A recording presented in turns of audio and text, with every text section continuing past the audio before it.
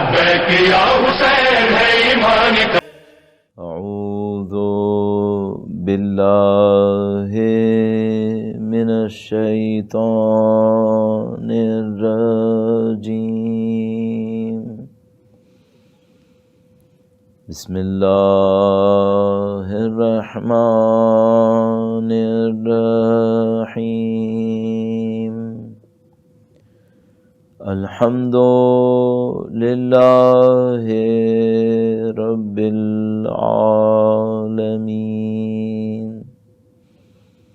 والصلاة والسلام علی سید الانبیاء والمرسلین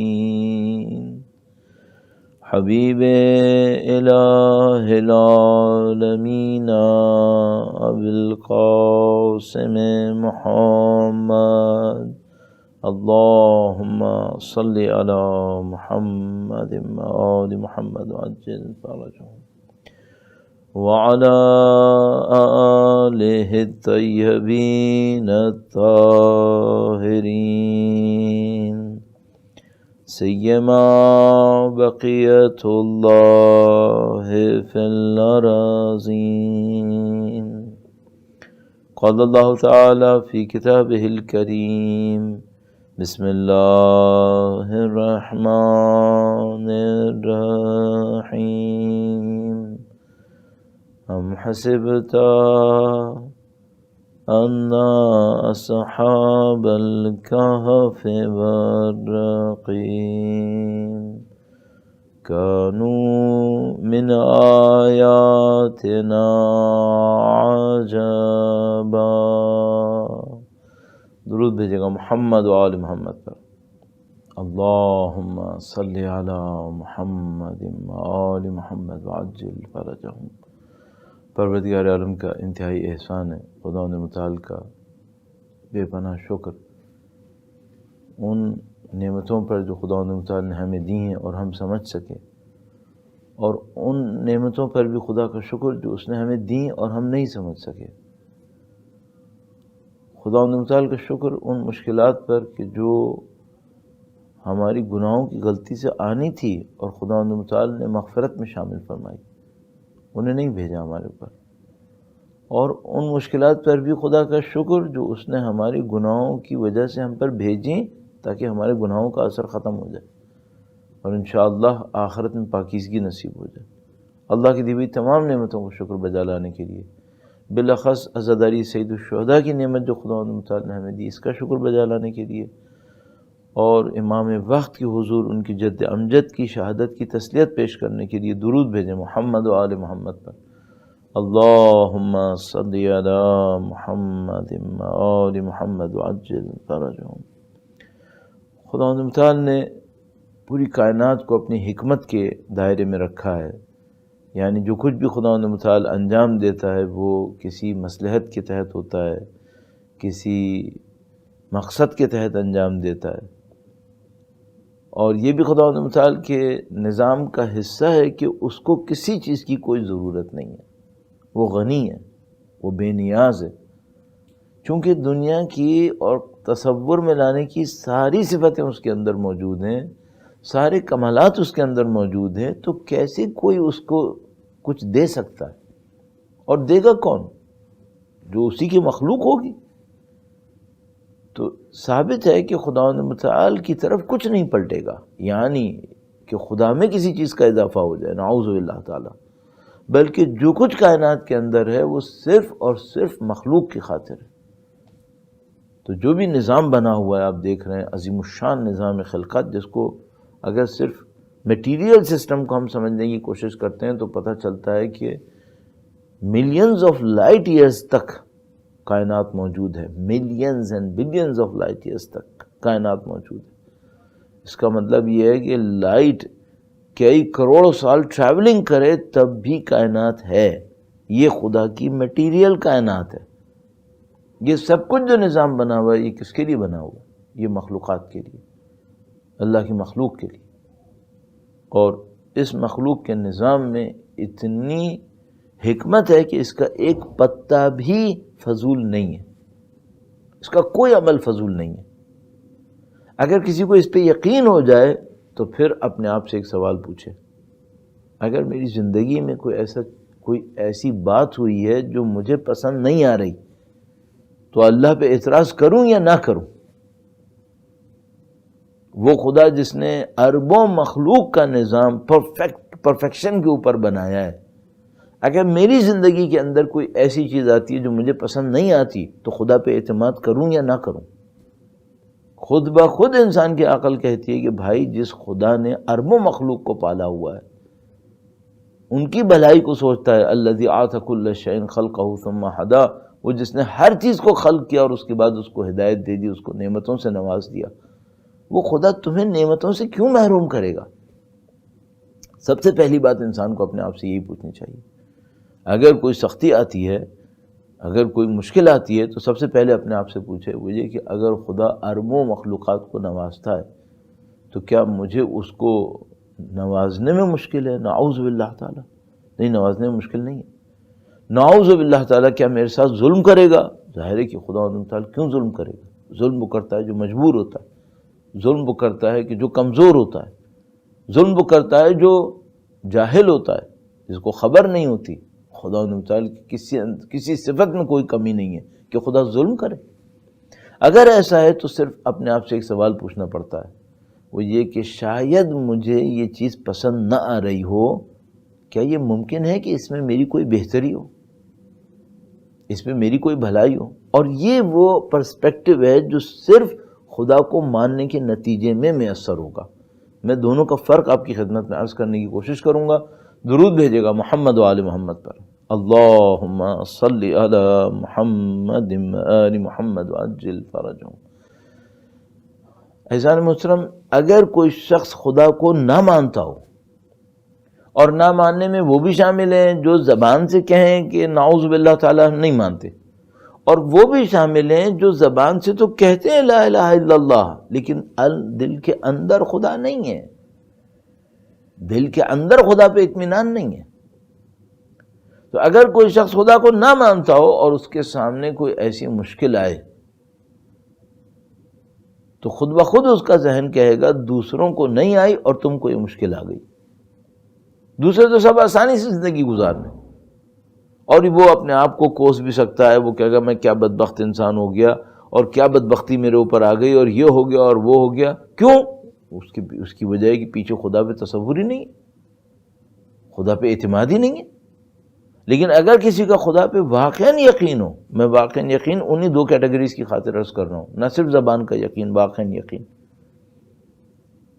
اگر واقعاً خدا متعال کو مانتا ہو تو جیسے ہی اس کے ساتھ زندگی میں کوئی چیز پیش آئے گی اپنے آپ سے ایک سوال کرے، وہی جو میں نے ابھی عرض کی، وہی کہ کیا خدا متعال نعوذ باللہ تعالیٰ بے خبری میں کرے گا، نعوذ باللہ تعالیٰ میرے پر ظلم کرے گا، نعوذ باللہ تعالیٰ بخل کرے گا میرے ساتھ؟ نہیں، کچھ بھی پاسبل نہیں ہے، خدا کی ساری صفتیں اچھی ہیں۔ تو اس کا مطلب یہ ہے اس میں بھی میرے لیے کوئی بھلائی ہے، اس میں بھی میرے لیے کوئی اچھائی ہے۔ اور یہ اولیاء اللہ، انبیاء کرام، ائمہ اطہار کا وسیلہ ہے، طریقہ کار ہے، وہ یہ کہ جب بھی خدا متعال کی طرف سے کوئی حکمت آئی، کوئی مشکل آئی، انہوں نے دیکھا اس میں خدا کی حکمت ہے۔ اور ظاہر ہے کہ وہ تو کائنات کے نظام کو سمجھنے والے ہیں۔ مولا امیر المومنین فرماتے ہیں کہ ان کے یقین میں اضافہ نہ ہو اگر پردے اٹھ جائیں۔ درود بھیجے گا نبی اور اولاد نبی کی ذات پر، اللہم صلی علی محمد و آل محمد وعجل فرجہم۔ تو وہ تو اہل یقین ہے، عین الیقین ان کے پاس ہے۔ لیکن جس کے پاس عین الیقین نہ ہو، کم سے کم خدا پر ایمان تو ہے، خدا پہ ایمان کے سائے میں سوچے کہ بھئی یہ جو خدا متعال میرے ساتھ کر رہا ہے، اس میں کوئی خدا کی مصلحت، اللہ کی طرف سے کوئی مصلحت ہے میرے لیے؟ نہیں ہے۔ اچھا فرض کر لیتے ہیں انسان کا دماغ کہ نہیں کوئی مصلحت نہیں ہے، فرض کر لیتے ہیں نعوذ باللہ تعالیٰ، اگر انسان کا دماغ کہ مجھے تو مصلحت سمجھ میں نہیں آتی، تمہیں سمجھ میں نہیں آتی، صرف اتنا بتا دو کیا خدا ظلم کرے گا؟ اگر اتنی سی بھی، وہ کہتے ہیں کہ نوک چبھنے کی تکلیف بھی اگر خدا دے گا نا، اس پر بھی اجر دے گا، اس پر بھی اجر دے گا۔ تو خدا اگر تمہیں کوئی تکلیف دے گا، کسی چیز سے محروم کرے گا، تو کیا ظلم کرے گا؟ ابھی چند دن پہلے بڑا عجیب ایک واقعہ ہوا، اور مجھے کچھ لوگوں سے ملنے کا موقع ملا جو زندگی کی سختیوں کو جھیل رہے تھے. وہ بہت خوبصورت، بہت مفید تجربہ تھا میری زندگی کے لیے. جو لوگ اس مشکل کو جھیل رہے تھے ان میں ایک بندہ خدا تھا جس کو میں دیکھتا تھا کہ وہ تقریباً سمجھ لیجیے کہ ڈیڈ لیونگ کی باؤنڈری میں، یعنی سوتا رہتا تھا ہر وقت، وہ جاگتا ہی نہیں تھا، گویا زندگی سے بالکل بیزار آ چکا تھا. پھر کچھ دن میں نے دیکھا تھوڑی سی بہتری آئی، کچھ اٹھنے لگا ہے، بیٹھنے لگا ہے، باتیں کرنے لگا ہے لوگوں سے. تو ایک دن خود میرے پاس آیا اور مجھ سے کہنے لگا کہ کیا آپ نے فیل کیا ایسا کہ میں کچھ چینج ہو رہا ہوں؟ میں نے کہا ہاں میں نے فیل کیا ہے. پہلے تم بالکل سوتے رہتے تھے ہر وقت، اب تم تھوڑا جاگ رہے ہو، لوگوں سے بات کر رہے ہو. تو اس نے کہا کہ مولانا آپ کے ایک جملے نے مجھے امید دلائی ہے. جیسے ہی مجھے کوئی یہ کہتا ہے کہ آپ کے کسی جملے نے، تو میں اس سے کہتا ہوں مجھے بھی بتانا میرا کون سا جملہ، تاکہ میں بھی اس سے کچھ سیکھوں، شاید اسی کی خاطر خدا نے میری زبان سے جاری کروایا ہو. تو میں نے اس سے کہا کہ کون سا جملہ؟ تو اس نے کہا کہ کیا آپ نے یہ کہا تھا کہ اگر خدا کسی سے کچھ لیتا ہو تو اسے دیتا ہے؟ میں نے کہا ہاں کہا تھا. اور یہ بھی کہا تھا کہ کچھ نہیں دیتا واپسی میں، بہت کچھ دیتا ہے، کیونکہ اس نے جو ہم سے لیا ہے وہ ہماری 60 سال کی زندگی سے لیا ہے، لیکن جب وہ ہمیں واپس دیتا ہے تو خالدینہ فیہا کی زندگی سے دیتا ہے. تو کہنے لگا بس اس نے مجھے اطمینان دلا دیا کہ اگر خدا نے مجھ سے کچھ لیا ہے تو اس کا مطلب ہے خدا مجھے کچھ نوازے گا، اور یہ قانون خدا ہے. درود بھیجیں محمد و آل محمد پر. اللہم صلی علی محمد آل محمد وعجل فرجہم. آزمائش اور آسائش سیرت اہل بیت اطہار علیہ السلام کی روشنی میں یہ ہمارا موضوع ہے، اور اس موضوع کے اندر رہتے ہوئے ہم نے کئی مراحل آپ کی خدمت میں عرض کیے. فلسفہ کیا ہے، کیوں اس دنیا کے اندر مشکلات آتی ہیں، مشکلات کو آزمائش سمجھے، انسان امتحان سمجھے، اپنا گناہوں کا اثر سمجھے، جو کچھ بھی سمجھے اس کو کیسے ڈیل کرے. یہ وہ چند نکات تھے جو آپ کی خدمت میں عرض ہوئے. اب یہاں پر آ کر ایک بہت مفید اور مؤثر طریقہ کار وہ آپ کی خدمت میں عرض کرنا چاہ رہا ہوں. بعض اوقات انسان کسی ایسی مشکل میں پھنس جاتا ہے جس مشکل کے آنے میں اس کی کوئی غلطی بظاہر ہوتی نہیں ہے، اور دوسرا مسئلہ یہ ہے کہ مشکل سے نکلنے کا کوئی راستہ بھی نظر نہیں آ رہا ہوتا. اب ذرا تصور کیجئے، مشکل ایک ایسی مشکل ہے جس کو یہ خود اپنے ہاتھوں سے نہیں لایا، خود سے آ گئی ہے، اور نکلنے کا بھی کوئی راستہ نظر نہیں آ رہا کہ اب اس مشکل سے میں باہر کیسے نکلوں گا. تو ایک واقعہ بیان کرتے ہیں کہ کوئی عالم دین نجف اشرف کے اندر کسی مشکل میں پھنس گئے، اور سخت مشکل میں پھنسنے کے بعد کوئی راستہ نہیں دیکھ پا رہے تھے. تو ساری رات سوچتے رہے اور دعائیں بھی مانگی، کچھ توسلات بھی کیے. فجر کے نزدیک پریشان ہو گئے کہ میں ساری رات دعائیں کرتا رہا ہوں اور میں توسلات کرتا رہا ہوں اور میری مشکل حل نہیں ہوئی ہے. تو اس گھبراہٹ میں صحن کے باہر آئے، گھر کے باہر آئے، آسمان کے نیچے آ کر خداوند متعال سے کہا اے خدایا مشکل کا حل کیا ہے؟ تو عربی میں انہوں نے جملہ کہا کہ خدایا تدبیر کیا ہے، میں کیا کروں اس کام کے لیے؟ تو گویا ان کو ایسی آواز آئی جس نے کہا تدبیر یہ ہے کہ تم تدبیر مت کرو، میرے اوپر چھوڑ دو. یہ ایک اسٹیج ہے، اور یہ اسٹیج کون سا اسٹیج ہے؟ جب انسان دیکھتا ہے کہ بھائی میں اپنی عقل سے جو کچھ کر سکتا تھا وہ میں کر گزرا ہوں، اب جب کہ کر گزرا ہوں اس کے بعد کیا کروں؟ اللہ کے اوپر چھوڑوں. اس کو ہم کہتے ہیں توکل. انسان اپنی پوری کوششوں کو انجام دے، اپنی پوری طاقتوں کو انجام دے، جو خدا نے صلاحیتیں دی ان صلاحیتوں کو استعمال کرے، اور سب کچھ کرنے کے بعد خداوند متعال کے اوپر چھوڑ دے کہ پروردگار جو صلاحیتیں میں نے استعمال کی مشکل کو حل کرنے کے لیے وہ بھی تو نے دی تھی، جو مشکل آئی ہے وہ بھی تو نے دی ہے، میں نے ان سب کو استعمال کر لیا، اور اب میں تیرے اوپر اس معاملے کو چھوڑ دیتا ہوں کہ اے خدا جس طرح بھی تو تدبیر کر اس تدبیر کو انجام دے دے. اور عزیزان محترم، عجیب بات یہ ہے کہ خداوند متعال بعض اوقات مشکل کو ختم کرنے کے لیے اس لمحے کا انتظار کر رہا ہوتا ہے کہ بندہ آئے اور اپنی تدبیر کو میرے حوالے کرے.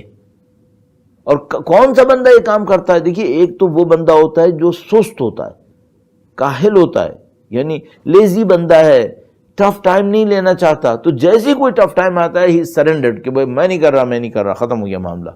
یہ نہیں کہہ رہا ہوں میں ان لوگوں کی بات کر رہا ہوں جن کے اندر انبیاء کی طرح کی طاقت تھی. انبیاء کرام علیہ السلام جب تمام تر مشکلات کو دیکھتے تھے اور مشکل کا کوئی حل نہیں پاتے تھے تو خدا سے التجا کرتے تھے، خدایا ہم بے بس ہیں، تو اس مشکل کو حل فرما. وَأُفَوِّضُ أَمْرِي إِلَى اللَّهِ إِنَّ اللَّهَ بَصِيرٌ بِالْعِبَادِ. اے خدایا میں اپنے امر کو، اپنے کام کو تیرے اوپر چھوڑتا ہوں، تو تمام بندوں کے اوپر نظر رکھنے والا ہے. اُفَوِّضُ أَمْرِي إِلَى اللَّهِ. اس کو کہتے ہیں تفویض.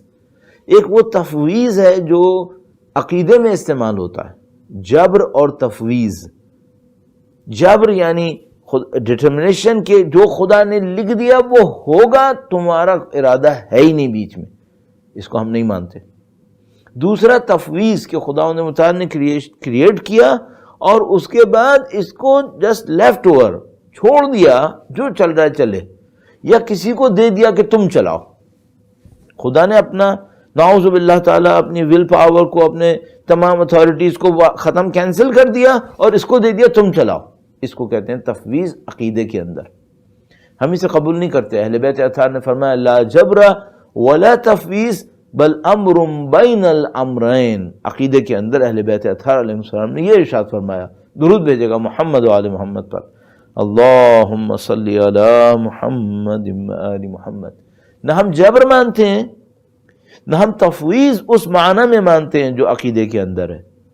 لیکن علم اخلاق کے اندر تفویض کا مطلب کیا ہے؟ یہ جو آیہ کریمہ ہے اس سے میں نے اخذ کیا ہے، اور علم اخلاق کے اندر بیان کرتے ہیں وَأُفَوِّضُ أَمْرِي إِلَى اللَّهِ.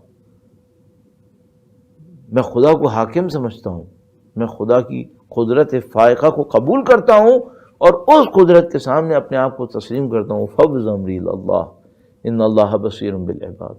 حسبنا اللہ ونعم الوکیل نعم المولا ونعم النصیر.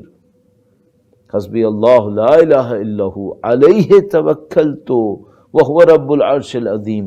بہترین آیات کریمہ جو اس مفہوم کو بیان کرنے کے لیے. حسبی اللہ لا الہ الا ہو، میرے لیے اللہ کافی ہے، اس کے سوا کوئی معبود نہیں ہے. علیہ توکلت، اس کے اوپر میں توکل کرتا ہوں. یعنی یہاں پہ خوبصورتی کیا ہے؟ وہ یہ کہ انسان اپنی زندگی کے اندر اس بات کو بار بار سمجھے کہ جس پرابلم کو میں سولو کرنے کی طاقت رکھتا ہوں نا، یہ بھی میں سولو نہیں کر رہا ہوں، خدا ہے جو کر رہا ہے. وَمَا رَمَيْتَ إِذْ رَمَيْتَ وَلَكِنَّ اللَّهَ رَمَى. اے نبی، آپ نے جو تیر چلایا وہ آپ نے نہیں چلایا بلکہ اللہ نے چلایا. اصل طاقت وہاں سے. تو جب بھی آپ کی زندگی میں کوئی اچھا کام انجام پائے، روایات کہتی ہیں، علم اخلاق میں علماء بیان کرتے ہیں، جب بھی آپ کوئی اچھا کام دیں، انجام دیں، فوراً کہیں خدا نے کیا. مثلاً خدا نے متعال لطف فرمائے، اگر یہ مجلس کوئی اچھی پڑھی جائے اور کسی کے لیے مفید واقع اور وہ ہم سے کہے کہ مولانا آپ نے بڑی اچھی مجلس پڑھی، تو مجھے فوراً یہ کہنا چاہیے مقام پروردگار کا شکر اس نے کروا دیا. کیوں؟ خدا ہے جو اصل میں خیر کا منبع ہے، خیر کی سورس ہے. یہ ساری اچھائیاں جو سورس ہے وہ خدا متعال ہے. یہ ڈیفیشنسیز ہماری ہیں. سبحان اللہ کا مطلب یہ ہے کہ ڈیفیشنسیز ہماری ہیں. تو جب کوئی اچھا کام انجام پائے خدا کی طرف منسوب کرو. اور جب بھی زندگی کے اندر آپ دیکھیں گے بھئی یہ میں نے یہ کام انجام دے دیا، فوراً سمجھ جائیں خدا نے انجام دیا ہے. اور اسی طریقے سے جب مشکل کے اندر آپ پڑے ہیں اور مشکل کو سولو کرنا چاہتے ہیں اور ایک سولوشن آپ کے ذہن میں آ گیا، خدا کا شکر انجام دیں. اور اگر خدا نہ کرے نعوذ باللہ ایسی مشکل میں پڑیں جس میں کچھ نہیں کر سکتے، مت پریشان ہو، سب خدا کے اختیار میں ہے. خدا کے اختیار سے کوئی چیز باہر نہیں نکلی ہے. اور اگر خدا کے اختیار میں ہے تو میں اگر مر بھی گیا تو کہاں جاؤں گا؟ خدا کے ہی پاس جاؤں گا نا. جس کو میں چاہتا تھا اگر وہ مر گیا تو وہ کہاں جائے گا؟ وہ بھی خدا کے پاس جائے گا نا. تو پریشان کیوں ہو رہے ہو اتنا؟ گھبرا کیوں رہے ہو اتنا؟ اعتماد رکھو خدا نے متعال کے اوپر. غم تو آتا ہے انسان کے اندر، تھوڑا بہت غم دکھائے گا وہ، اطمینان خدا پہ رکھیں. بڑا خوبصورت ایک مقام ہے. یہ مقام خداوند متعال کئی دفعہ لے کر آتا ہے انبیاء کی زندگی میں، اولیاء اوصیاء کی زندگی میں، ائمہ اطہار علیہ السلام کی حیات طیبہ کے اندر، جب خداوند متعال یہ منظر دکھانا چاہتا ہے. ایک مثال آپ کی خدمت میں عرض کروں گا. درود بھیجے گا محمد و آل محمد پر. اللہم صلی علی محمد و آل محمد وعجل فرجہم. حضرت موسیٰ علیہ السلام کی والدہ حضرت موسیٰ علیہ السلام کی زندگی کے بارے میں خوف کا شکار تھیں. فرعون حکم دیے بیٹھا تھا کہ بنی اسرائیل میں جو بچے پیدا ہوں سب کو مار دو. حضرت موسیٰ علیہ السلام کی والدہ اپنے بچے کے بارے میں ڈر نہیں تھیں کہ یہ بچہ مارا جائے گا. التجا کی خداوند متعال سے، اے خدا میرے بچے کو بچا لے. اب جو خدا سے کہا کہ بچے کو بچا، تو خدا نے ایک اور چیلنج دے دیا. کہا کہ اگر میں بچے کو بچاؤں تو پھر میرا حکم ماننا ہوگا. حضرت موسیٰ علیہ السلام کی والدہ بالکل مانی. کہا بچے کو لکڑی کا صندوق لو اور پانی پہ ڈال دو. اگر تصور کیجئے امتحان کیا ہے. ماں نے خدا سے کہا کہ میرے بچے کو بچا کے کہیں فرعون نہ مار دے، اور خدا کیا کہہ رہا ہے؟ خدا یہ کہہ رہا ہے کہ بچے کو صندوق میں رکھو اور پانی پہ ڈال دو.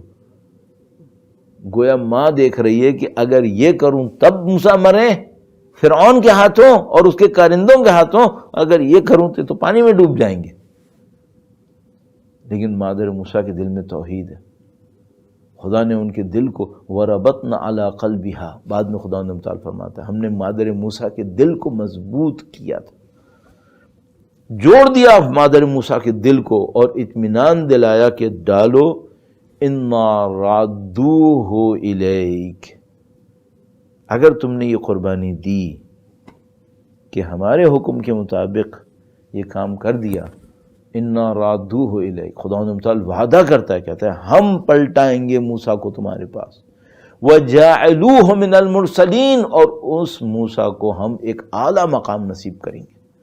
اب ماں کے سامنے دو راستے، یا تو اپنی تدبیر پہ انحصار کرے، فرعون کے ہاتھوں مرنے کا رسک لے، یا خدا کے اوپر انحصار کرے اور مادر موسیٰ ممتا کو کنٹرول کر کے بچے کو پانی پہ ڈال دے، خدا کے وعدے پہ انحصار کرے. کیا خدا کا وعدہ؟ کہ میں واپس لاؤں گا اور میں اس کو بلند مقام دے دوں گا. مادر موسیٰ نے خدا کے وعدے پہ اطمینان کیا. ایک فارسی شاعرہ تھیں، مجھے ان کا شعر یہ بہت اچھا لگتا ہے، اور بہت توحیدی انداز میں انہوں نے بیان کیا. پتہ نہیں باقی شاعری ان کی کیسی تھی اللہ جانتا ہے، یا ان کی پرسنل لائف کیسی تھی وہ خدا جانتا ہے، مجھے اس سے کوئی سروکار نہیں ہے، لیکن یہ شعر بہت زبردست تھا. تو انہوں نے کہا کہ گویا اللہ نے مادر موسیٰ سے کہا، جب مادر موسیٰ بہت پریشان ہوئی کہ میرا بچہ پانی میں جا رہا ہے، بہ کے برگردید بما بسپاریش کہی تو ازما دوست تھرمی دوریش، بہتر یہ ہے کہ تم اسے پانی میں ڈال دو اور ہمارے سپرد کر دو، تم موسیٰ کو ہم سے زیادہ نہیں چاہتی. یہ خدا ہے، یہ ماں ہے، یہ ماں کا بیٹا ہے، لیکن خدا کہہ رہا ہے کھائی تو ازما دوست تھرمی دوریش، تم ہم سے زیادہ نہیں چاہتی موسیٰ کو، ہم زیادہ چاہتے ہیں. یہ خدا ہے.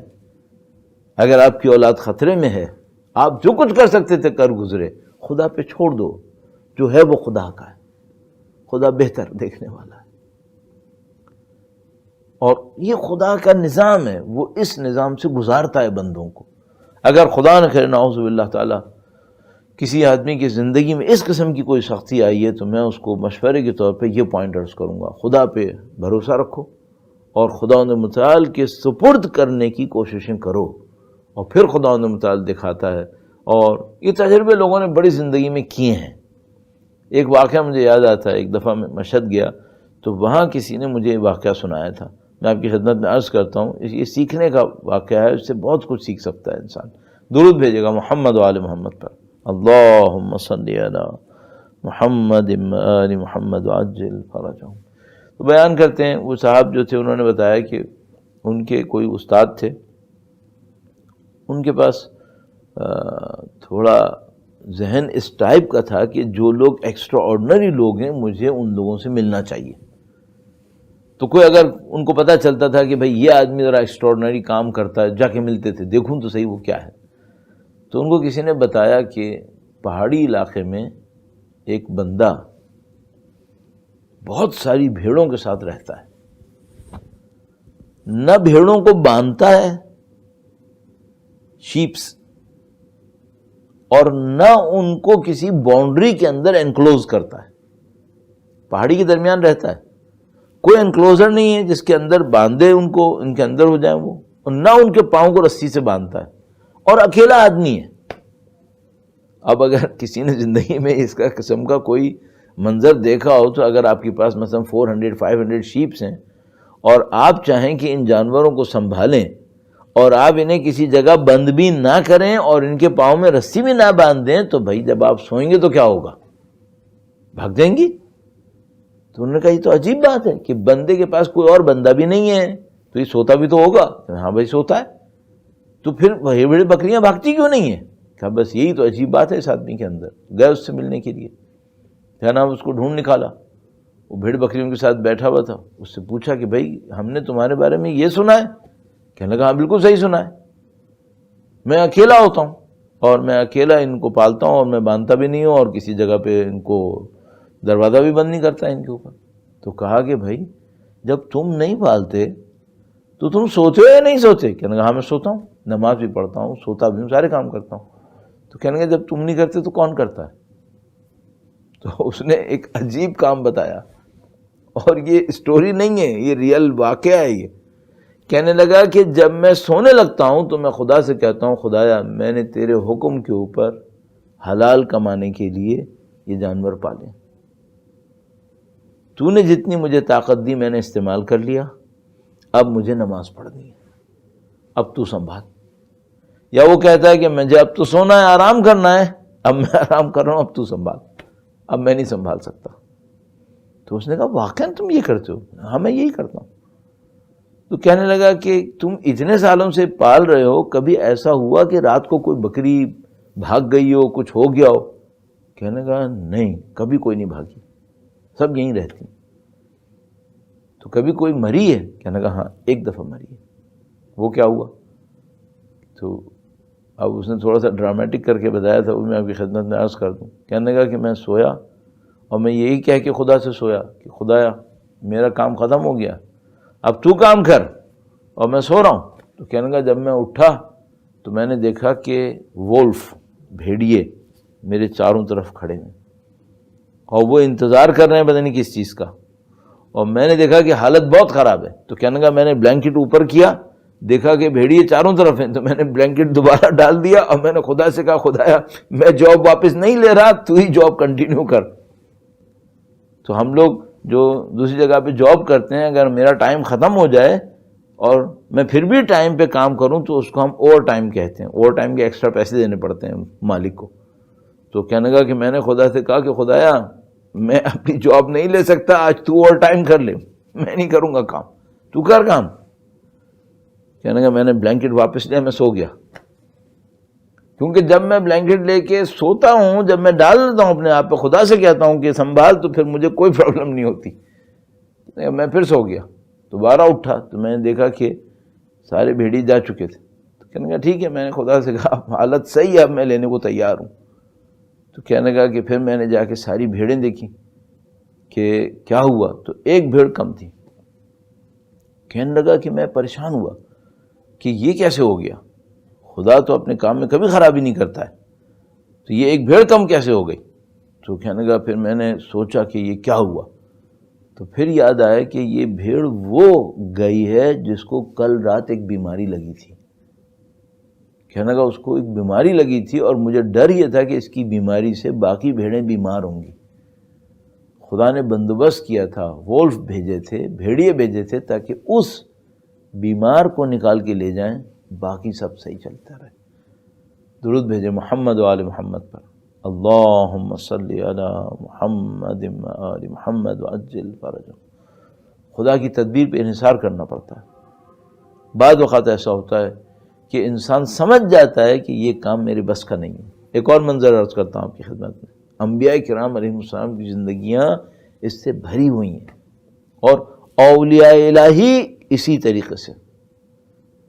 طریقے سے یہ جو میں اور آپ بعض اوقات اپنے اطراف میں مشکلات دیکھتے ہیں اور سوچتے ہیں کہ یہ سب ہم نے حل کرنی ہے، ہم نے حل نہیں کرنی ہے، خدا ہم سے امتحان بھی لے رہا ہوتا ہے۔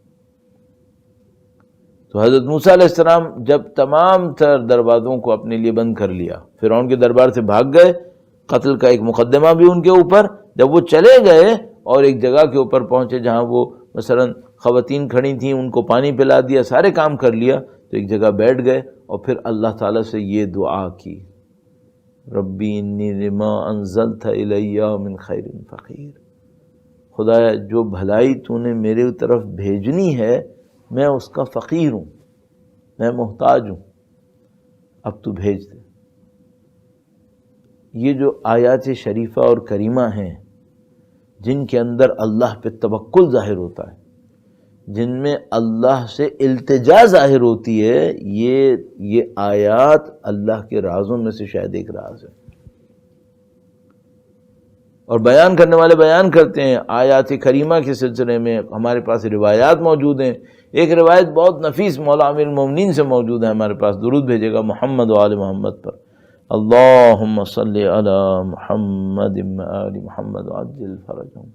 مولا نے 7 آیات جمع کی، بیان فرمائی اور کہا اگر کوئی انہیں فجر کے بعد پڑھے کوئی مشکل اس کی طرف نہیں آ پائے گی، خداوند متعال سنبھال لے گا، یقین رکھے خداوند متعال کی طرف۔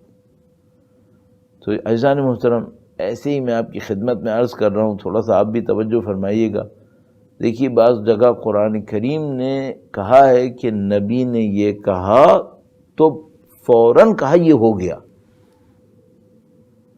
یہ جو آیات کریمہ ہے اس کا مجموعہ بہت اہم ہے۔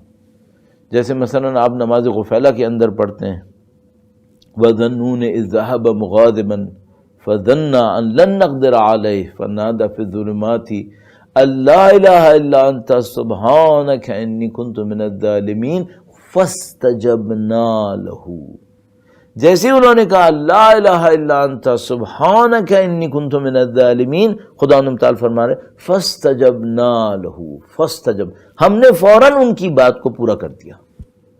یہ کنیکشن خدا تعالیٰ نے بیان کیا۔ اس کا مطلب ہے اس آیہ کریمہ کے اندر کوئی طاقت ہے جس کی وجہ سے خدا تعالیٰ نے کہا فاستجبنا لہ، اور اس آیہ کریمہ میں تو خدا نے کمال ایک اور واضح کر دیا، وَكَذَلِكَ نُنْجِي الْمُؤْمِنِينَ، اور اس طرح ہم مومنوں کی نصرت کرتے ہیں۔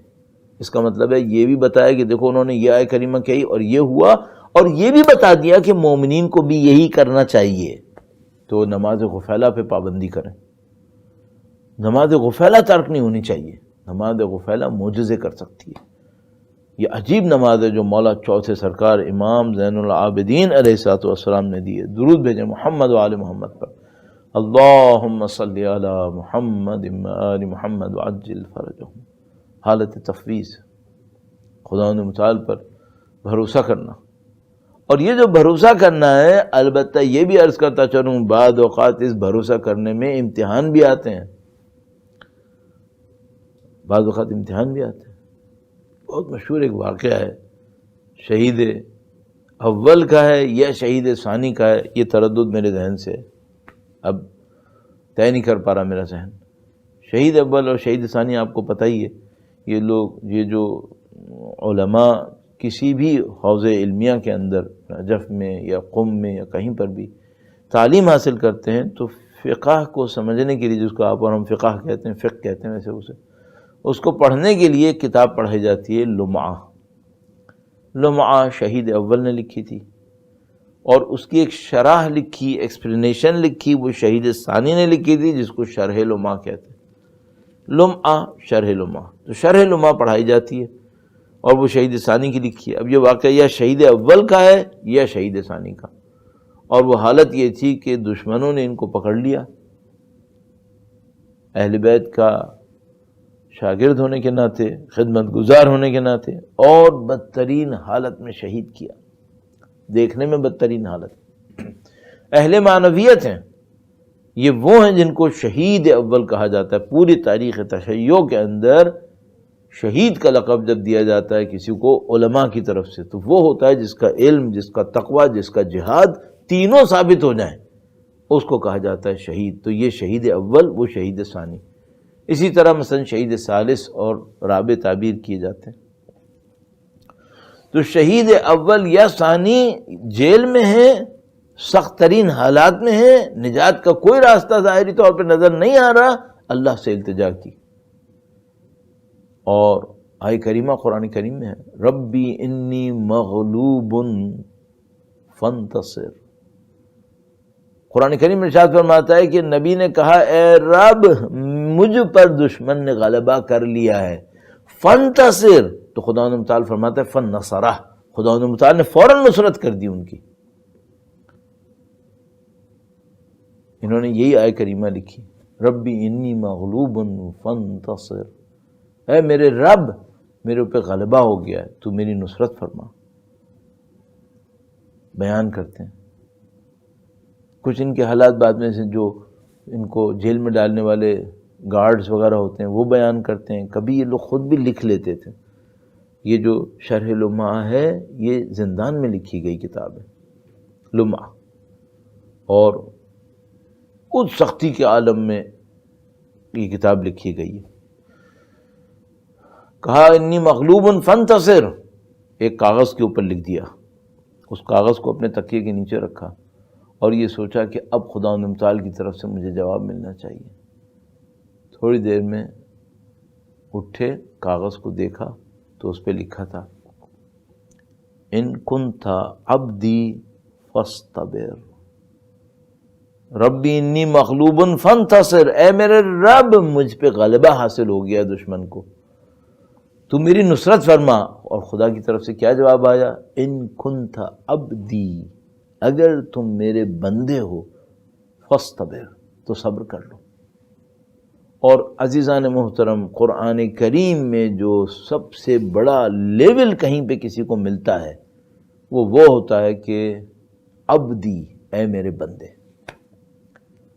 سبحان الذی اسری بعبدہ لیلا من المسجد الحرام الی المسجد الاقصی الذی بارکنا حولہ. پاک و پاکیزہ ہے وہ رب جس نے اپنے بندے کو ٹریول کروایا مسجد حرام سے مسجد اقصی کی طرف معراج کی سمت. عبد کا جو لفظ ہے یہ بڑا ہی عظیم الشان ٹائٹل ہے. عبدہ و رسولہ، ہم اور آپ تشہد کے اندر گواہی دیتے ہیں. تو گویا اللہ نے شہید کو پیغام دیا کہ اگر تمہیں عبودیت کا مقام چاہیے، عبودیت کا مقام چاہیے تو یہ مقام ملے گا، تمہیں صبر کرنا پڑے گا. انہوں نے کہا اے خدا میں راضی ہوں، میں صبر کروں گا، مجھے زندان سے نہیں نکلنا، جو تیرا حکم آئے گا میں صبر کروں گا. سخت زندگی گزاری اس کے بعد شہادت تک صبر کیا. تو عزیزو یہ دو تین مقامات ہیں جو امتحانات کے اندر زندگی کی سختیوں کے اندر آتے ہیں. کہ ایک زندگی کا مقام وہ ہوتا ہے کہ انسان خود تدبیر کرتا ہے، خدا نہ کرے نعوذ باللہ کہتا ہے میں نے اپنے ذہن سے تدبیر کی، یہ نہ کرے. ایک زندگی کا مقام وہ ہوتا ہے کہ وہ اللہ کے اوپر چھوڑ دیتا ہے. درود بھیجے گا محمد و آل محمد پر، اللہم صلی علی محمد و آل محمد. تو یہ وہ مقامات ہیں جو انسان کو مشکلات کے اندر جھیلنے پڑتے ہیں. ایک جگہ پہنچتا ہے، خداوند متعال سے فرماتا ہے کہ اے خدایا تو تدبیر فرما اور میں تیری تدبیر کو قبول کروں گا. جب تدبیر کرتا ہے تب بھی خدا ہوتا ہے، اور بعض جگہ بالکل نہیں کر سکتا، تفویض کرتا ہے خداوند متعال کے اوپر. اچھا انسان وہ ہے جو اپنی زندگی میں ساری زندگی میں خداوند متعال پہ تفویض کرے، اپنے ذہن اور اپنی تدبیر کو، فکر کو خدا کے سائے میں رکھے اور خدا پہ تفویض رکھے. اس معنی میں اگر کوئی شخص یہ کرتا ہے اطمینان نصیب ہوتا ہے اور آہستہ آہستہ انسان اللہ کی طرف اور بڑھنے لگتا ہے.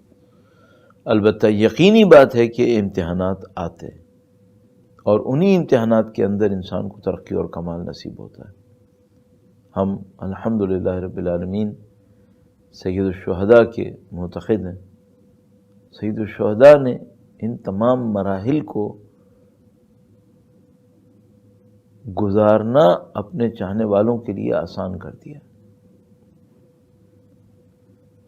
ہمارے پاس روایت موجود ہے کہ زندگی میں کوئی بھی مشکل آئے امام حسین کو یاد کرو، سید الشہداء کو یاد کرو. وہ روایت کتنی عجیب ہے، جب کہا کہ اگر تمہارا دنیا سے کوئی گزر جائے تو میرے حسین کے غم میں گریا کرو۔ جب انسان سید الشہداء کے غم کو یاد کرتا ہے، خود بخود ایک طاقت، ایک توانائی حاصل کرتا ہے، اور اس کی وجہ یہ ہے کہ جو کچھ سید الشہداء نے جھیلا اور جو کچھ سید الشہداء نے اللہ کی راہ میں برداشت کیا، اس کا کسی دنیا کی کسی مشکل سے کوئی مقابلہ نہیں۔ نہ یہ کہ کسی باپ نے بچے نہ دیے ہوں، نہیں دیے اللہ کی راہ میں۔ یہ جو نائجیریا میں شیخ زکزکی ہیں، ماشاءاللہ انہوں نے 6 لڑکے قربان کیے اللہ کی راہ میں، حوصلہ ہے۔ لیکن سب کچھ جب کوئی کر لے تب بھی ایک مشکل ہے، ایک عظیم الشان فرق ہے۔ وہ کیا ہے فرق؟ بہت ساری چیزوں کے ہوتے ہوئے اور بھی بہت سارے فرق کے ہوتے ہوئے یہ فرق ہے۔ وہ کیا فرق؟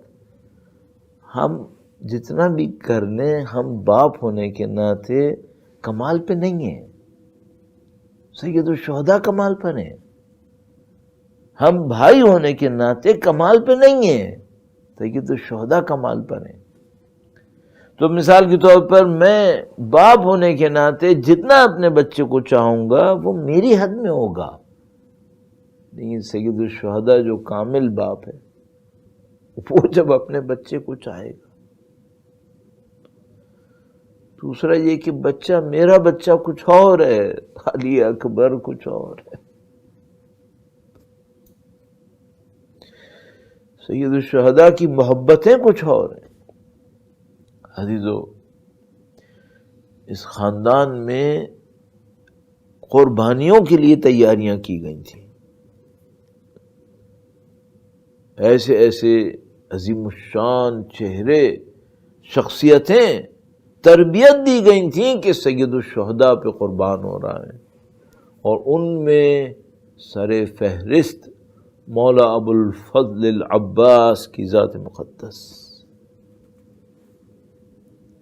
جو مشہور و معروف روایات ہمارے پاس موجود ہیں وہ یہ کہ مولا امیر المومنین نے گویا ابتدائے امر سے اس بات پر توجہ فرمائی کہ میرا حسین اکیلا رہنے والا ہے، میرے حسین کو ایک معرکے سے گزرنا ہے۔ گویا ایک ایک تفصیل اہل بیت اطہار علیہ السلام کے پاس تھی، جیسے کہ شاید میں نے پہلے مصائب میں کہیں عرض کیا آپ کی خدمت میں، اللہ کے نبی نے امیر المومنین کو خبر دی تھی کہ اے علی، تم اس زمین سے گزرو گے جہاں پر حسین کی شہادت ہوگی، اور مولا امیر المومنین اس زمین سے گزرتے ہوئے فرماتے ہیں کہ یہ وہ زمین ہے، اور سید الشہداء کی شہادت کے لیے تیاری فرمائی کہ میرا حسین کربلا میں ہوگا۔ اسے کوئی بھائی چاہیے ہوگا جو زندگی اور موت کا معاملہ حسین کی حفاظت سمجھے، حسین کا ساتھ دینا سمجھے۔ اس کی زندگی کا مقصد یہی ہو کہ اس نے حسین کا ساتھ دینا۔ گویا خاندان عصمت و طہارت نے خواتین میں بی بی زینب کبریٰ سلام اللہ علیہا جیسی کو، اور مردوں میں مولا ابو الفضل العباس جیسے کو تیار کیا کہ آپ کی ذمہ داری آپ نے حسین کا ساتھ دینا ہے۔ اور سید الشہداء کو اپنے بھائی پر بڑا فخر تھا، بہت فخر اور بہت اطمینان، اعتماد۔ آپ زیارات دیکھیں جو مولا ابو الفضل کی زیارات ہیں، کس انداز میں مولا ابو الفضل العباس نے اپنے بھائی کا ساتھ دیا کہ معصومین علیہم السلام نے ان کی عظمت کو اعتراف کیا۔ نہیں معلوم یہ مرحلہ کون سا مرحلہ ہے، یہ مقام کون سا مقام ہے۔ مثلا ہمارے پاس روایت موجود ہے کہ مولا امام ششم کی خدمت میں، چھٹے امام کی خدمت میں کسی کو لایا گیا جو بظاہر مولا ابو الفضل العباس کی نسل سے ہے۔ فرمایا گیا کہ یہ مولا ابو الفضل کی نسل سے ہے، اور جب ہمارے امام نے اپنے چچا عباس کا نام سنا،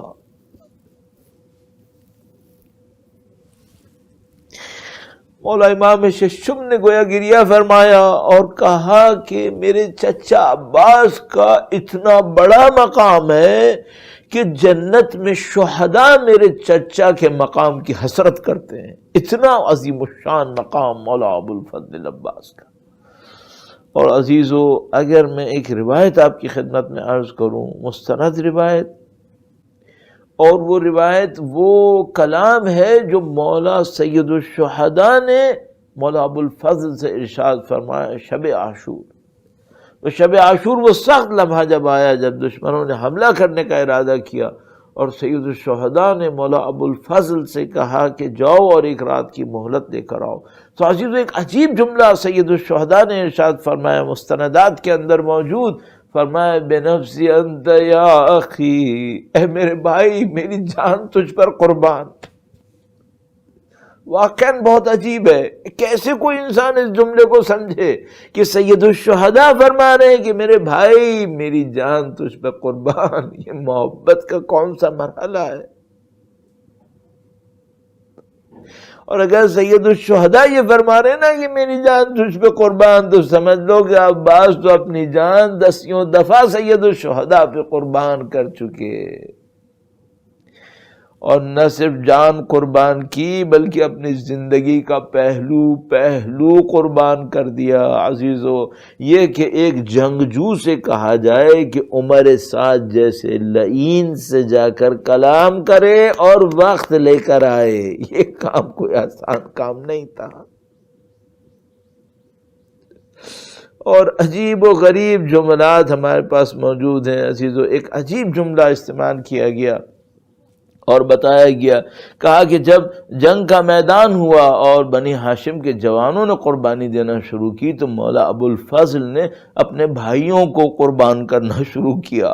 ایک بھائی قربان ہوا، دوسرا بھائی قربان ہوا، یہاں تک کہ بیان کرنے والے اس تمثیلی بیان کو کہتے ہیں کہ گویا سید الشہداء کو بھی کہنا پڑا کہ عباس ام البنین کی کتنی کمائیاں قربان کرو گے،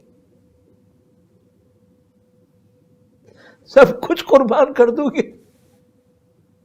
سلام ہو بی بی ام البنین کی عظمت کے اوپر، سلام ہو بی بی ام البنین کے غمزدہ دل کے اوپر، جنہوں نے ساری زندگی امام حسین اور اپنے اس عظیم الشان فرزند کا ماتم کیا، ان کے غم میں گریہ کیا. مولا ابو الفضل العباس سید الشہداء کے لشکر کے علمبردار اور سید الشہداء کی تمام خاندان کی امیدوں کا محور، امیدوں کا محور.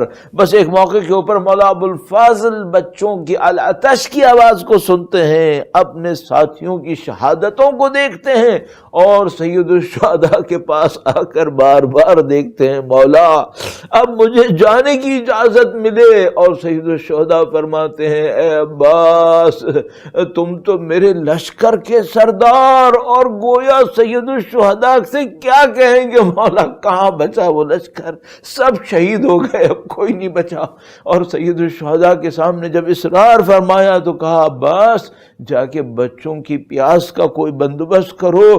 گویا سید الشہداء نے مولا ابو الفضل کی زندگی کا مقصد طے کر دیا کہ اے ابو الفضل تمہیں پانی لانا تمہاری زندگی کا مقصد بن گیا. مولا ابو الفضل نے اپنے بھائی کے، اپنے مولا اور آقا کے حکم کو سنا اور گویا تیاری کر لی اور بچے جمع ہو گئے کہ اب جو ابو الفضل جا رہے ہیں، تو آج سے پہلے بھی جب ابو الفضل جاتے تھے تو پانی آ جاتا تھا، اب ابو الفضل گئے ہیں اب پانی آئے گا.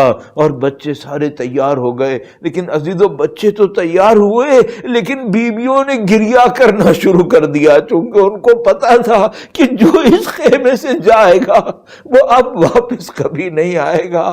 گویا بی بی زینب کبریٰ سلام اللہ علیہا اپنے بھائی کو دیکھتی تھیں اور اپنے بابا کے اس قول کو، اس فرمان کو یاد کرتی تھیں جس میں مولا امیر المومنین نے فرمایا تھا کہ زینب تمہارے بازوں میں رسیاں بندھیں گی. اور بی بی زینب دیکھتی تھی کہ جب تک عباس یہاں ہے کوئی رسی نہیں باندھے گا، اور اب عباس جا رہے ہیں اس کا مطلب ہے اب رسیاں بندھنے کا وقت آیا.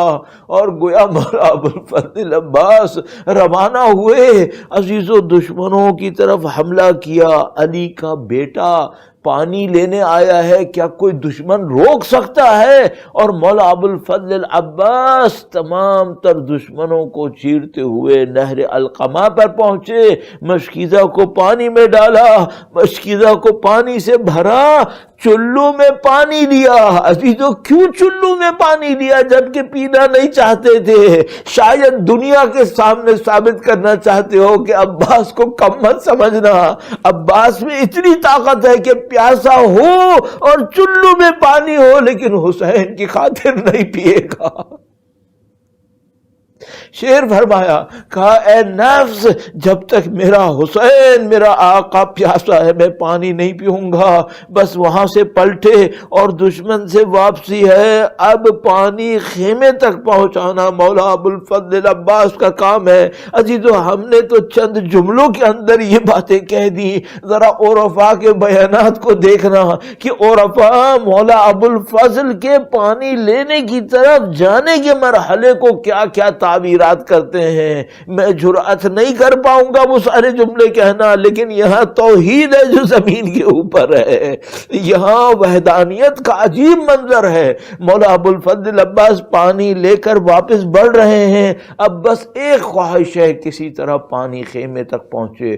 سارے دشمن جمع ہو گئے اور سب کا ارادہ تھا کہ سید الشہداء کے خیمے تک پانی نہ جائے۔ لائنوں کا اجتماع ہوا، ہر طرف سے تیر اور شمشیریں اور نیزے چلنے لگے۔ مولا ابو الفضل کی شہامت اور شجاعت کو دیکھتے ہوئے انہیں پتا تھا کہ اگر پانی گر گیا تو ابو الفضل کے اندر وہ طاقت نہیں رہے گی، لہذا سارے حملے پانی کی طرف کرنا شروع کر دیے۔ سیدھا ہاتھ قطع ہوا مولا ابو الفضل کا۔ مولا ابو الفضل نے شعر کو بدلا اور کہا، واللہ ان قطعتم یمینی انی احامی ابدن عن دینی، تم نے میرا سیدھا ہاتھ تو کاٹ دیا لیکن یاد رکھنا میں ابد تک اپنے امام کی حمایت میں کھڑا رہوں گا۔ اور پھر اس کے بعد بایاں ہاتھ بھی شہید ہوا۔ مولا ابو الفضل نے گویا پانی کو اپنے دانتوں میں تھام لیا اور اب جو تیر مشکیزہ پہ لگتے تھے اس کو ابو الفضل اپنے پہلوؤں پر لیتے تھے کہ پانی محفوظ رہے۔ عزیزو بس ایک تیر ستم چلا اور مشکیزہ کا پانی بہہ گیا۔ مولا ابو الفضل دوبارہ پلٹے کٹے ہوئے شانوں کے ساتھ کہ میرا تو مقصد پانی لے کر آنا ہے، اپنی جان بچانا نہیں ہے۔ گویا دوبارہ چلے نہر القمہ کی طرف۔ اب دشمن سارے جمع ہو گئے اور مولا ابو الفضل پہ حملوں کی بارش ہونا شروع ہوئی۔ ایک گرز لگا اور مولا ابو الفضل زمین کی طرف آئے۔ ادھر سید الشہداء اپنے بھائی کے کارناموں کو دیکھ رہے تھے۔ جب علم ادھر سے ادھر ہوتا تھا تو حسین کے دل پہ گویا چڑیاں چل جاتی تھی۔ بس ایک موقع آیا جب علم گرا اور سید الشہداء بڑھے یہ کہتے ہوئے، الان انکسرت ظہری، اب میری کمر ٹوٹ گئی۔ اور تو یہ جو مولا ابو الفضل زمین پر آئے، اس مرحلے کو بی بی سیدہ سلام اللہ علیہا نے اپنے نوحے میں بیان کیا ہے۔ پڑھنے والا مولا ابو الفضل کے مصائب پڑھتا تھا، ساری روایات پڑھتا تھا، اور کبھی میری بی بی تشریف لائیں اور کہا کہ میرے بچے کے سارے مشکلات پڑھو، سارے مصائب پڑھو، نہیں سمجھ پایا کون سی روایت رہ گئی ہے۔ پھر بیوی نے خود فرمایا، کہا میرے بچے کے چاہنے والوں کو بتاؤ کہ جب کوئی سوار سواری سے زمین پر گرتا ہے تو اپنے بازوؤں کو زمین پہ رکھتا ہے۔ میرا بیٹا سواری سے زمین پر گرا، اس کے بازو بھی نہیں تھے اور اس کے سینے میں تیر لگے ہوئے تھے۔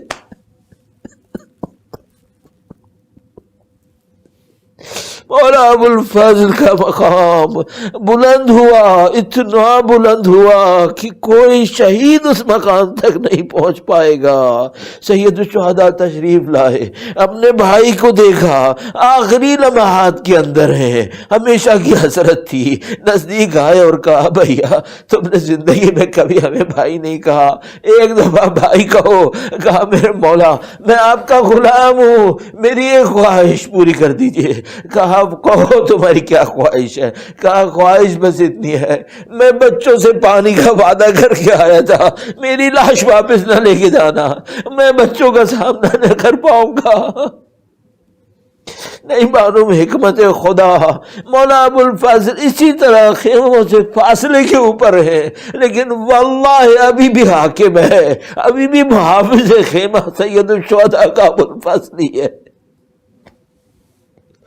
مولا ابو الفضل کا مقام ہے۔ بس ایک موقع آیا، گویا سید الشہداء واپس آنے لگے، علم واپس لائے اور پانی نہیں آیا۔ جب بچوں نے دیکھا علم آیا اور ابو الفضل نہیں آئے تو گویا پوچھا بھائی اور چچا کہاں ہیں؟ کہا وہ پانی نہ لا سکے، وہ نہر پر رہ گئے۔ شاید بچوں نے کہا ہمیں پانی نہیں چاہیے، اب ابو الفضل کو بلا لو۔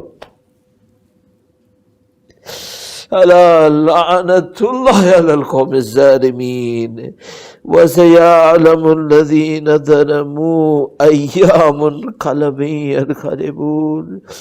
پروردگارہ تجھے واسطہ نبی اولاد نبی کا، تجھے واسطہ مولا ابو الفضل کے مقام شامخ کا ہے پاک پروردگار، اس عظیم الشان شہادت اور اس عظیم الشان مقام کا واسطہ اس قلیل کو اپنی بارگاہ میں قبول فرما، ان کی نورانیت سے ہمارے قلوب اور مرحومین کی برزخ کی زندگی کو منور فرما، ان کی شہادتوں کے صدقے میں سید و سردار مولا اور آقا امام آخر الزماں کے ظہور میں تعجیل فرما، ان کی نصرت اور ان کی نصرت کی راہ میں شہادت سب کو اہل بیت کے چاہنے والوں مخلصین کو نصیب فرما۔